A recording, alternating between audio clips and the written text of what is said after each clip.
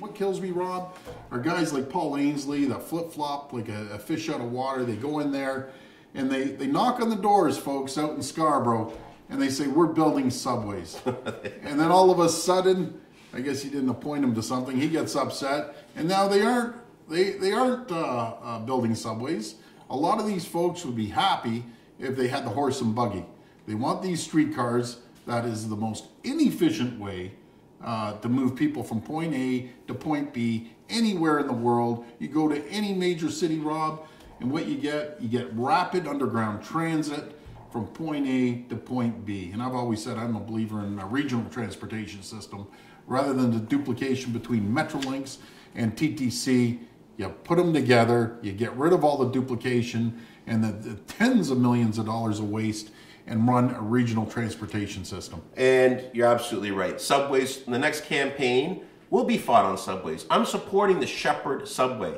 I'm supporting the Finch subway. I'm supporting the Downtown Relief Line subway. But I don't want the people to come and now all of a sudden flip-flop, like some of the candidates are going to come out and say, now I support subways. I'm not going to mention names. You know who I'm talking about. First, we have a councillor, a former budget chief to David Miller, doesn't want subways, and he's from Scarborough. We have the head of the TTC that says, oh, well, I wanted LRTs. And then she flip-flopped to subways. We want people to stand their ground. And there's other candidates, people that are leading the Civic Action Group that say, oh, we want to have user fees. We need to have revenue tools. We want LRTs. Well, let's have that debate. Let's bring it forward. And I hope they all run against me. I have a record.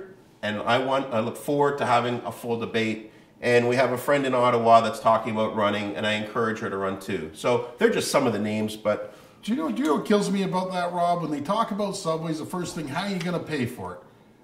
This is where you separate the business people from a bunch of yahoos, in my opinion. Yeah. They are. They're a bunch of cowboys. You go out there, you get private sector funding, folks. You go out for the public-private partnerships. They refuse to do that.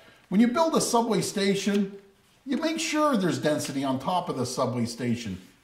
In a lot of areas, they're against that. So what that does, you get the pension funds that we have too here, the teachers' pension fund and OMERS. And guess what, folks? They're developing and putting their money in London and New York because the councillors in Toronto, a lot of them don't believe in getting the private sector to build subways. Revenue tools, that's what they talk about. I know, but revenue tools means gas tax, which our friend at Civic Action wants to tax people. The first thing he did when he got in at Queen's Park was give everyone a 35% pay increase to all the MPPs.